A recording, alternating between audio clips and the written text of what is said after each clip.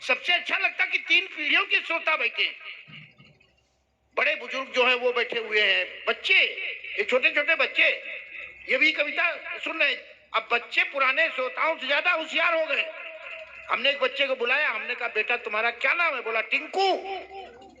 देखो इसे बैठा होगा कहीं। बोला टिंकू। हमने कहा बेटा तुम्हारी उम्र क्या है? बोला 9 साल। हमने कहा अच्छा तुम्हारी मम्मी की क्या उम्र है? बोला 9 साल। अब हम चौंक गए। हमने दूसरा सवाल किया तुम्हारे पापा की क्या उम्र है? बोला 9 साल। तो हम घबरा गए। हमने कहा तुम्हारी भी उम्र 9 साल, मम्मी की भी उम्र 9 साल, पापा की उम्र 9 साल, ऐसा कैसे हो सकता है? बोले कैसे नहीं हो सकता अंकल जी? अरे जब हम पैदा बहन तब तो मम्मी पापा बने, पहले तो खाली मेहरुआ मर्द रहा है। ये होशियार यहाँ के बच्चे, आप क्या सोचते हो? भाई अतुल मिश्र मधुकर जी हमारे क्षेत्र में जब कभी वो जाते थे, वो गांधी की लाठी और गौ माता पर उनकी कविता आज भी बच्चों की जुबान पर है। ऐसे ओज के प्रखर ओजस्वी तेजस्वी कवि भाई मधुकर मिश्र जी। 4 पंक्तियों से अपनी बात प्रारंभ करना चाहता हूं कि सुकवि की चेतना में आज भी आबाद है कविता। चेतना में आज भी आबाद है कविता। सबद साखी रमैनी और अनहद नाद है कविता। सबद साखी रमैनी और अनहद नाद है कविता। कभी गंगा की धारा है, कभी यमुना किनारा है। कभी गंगा की धारा है, कभी यमुना किनारा है। श्रीमद् भागवती के पृष्ठ का अनुवाद है कविता।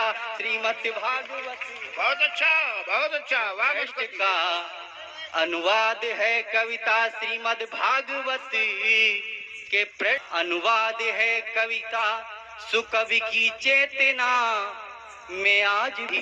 दूसरा मुक्तक पढ़ता हूँ, सुनिएगा। क्या बात है, वाह वाह वाह वाह वाह वाह। मन की कल्पनाओं का मधुर उन्माद है कविता।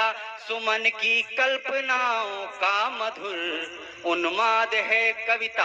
हृदय की भावनाओं का विशद आह्लाद है कविता।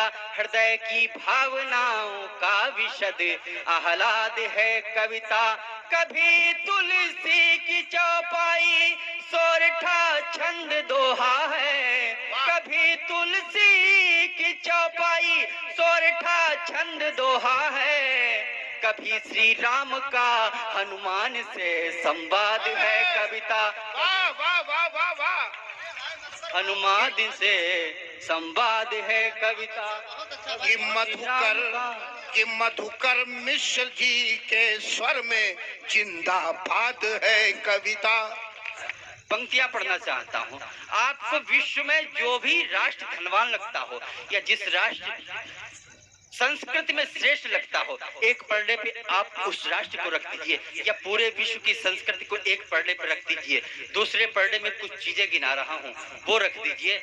अगर आपके राष्ट्र का पलड़ा भारी हो जाए तो मुझे आशीर्वाद दीजिएगा। पंक्तियां पढ़ता हूँ कि धर्म के तराजू पर तौलना चरित्र हो तो एक और विश्व की पुनीता रख दीजिए।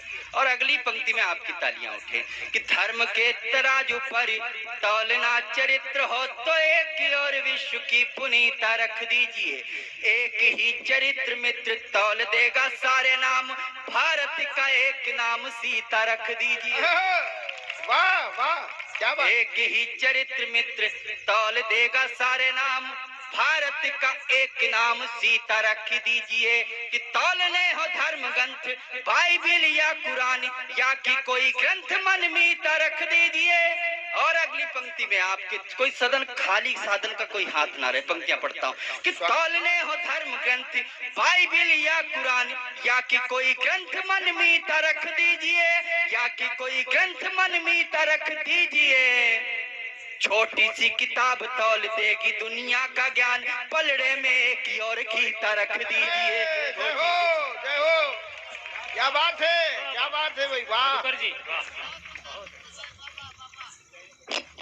बहुत सुंदर। छोटी सी किताब तौल देगी दुनिया का ज्ञान, पलड़े में एक और गीता रख दीजिए, छोटी सी किताब तौल देगी दुनिया का ज्ञान, पलड़े में एक और गीता रख दीजिए, छोटी सी किताब तौल देगी दुनिया का ज्ञान, पलड़े में एक और गीता रख दीजिए। 4 पंक्तियां और पढ़ता हूँ और थोड़ा रेस्ट करने के बाद अगर अगले चक्र में हम पढ़ देंगे, लेकिन इस 4 पंक्तियों के साथ क्षमा कर दिए। मैं स्वागत है, बिल्कुल। कि आर्यवृत्ति भूमि पर सत्य की प्रतिष्ठा हेतु राजा महाराजा को भिखारी बनना पड़ा। कि आर्यवृत्ति भूमि पर सत्य की प्रतिष्ठा हेतु राजा महाराजा को भिखारी बनना पड़ा। सत्य शोध हेतु काग जैसे महाज्ञानियों को मठ का पुजारी विषधारी बनना पड़ा। कि असुरों का साम्राज्य अंत करने के लिए शिव त्रिपुरारी को भी नारी बनना पड़ा, शिव त्रिपुरारी को भी नारी बनना पड़ा। गाय को चराने वाला बांसुरी बजाने वाला, बांसुरी को छोड़ चक्रधारी बनना पड़ा। गाय को चराने वाला बांसुरी बजाने वाला, बांसुरी को छोड़ चक्रधारी बनना पड़ा। गाय को चराने वाला बांसुरी।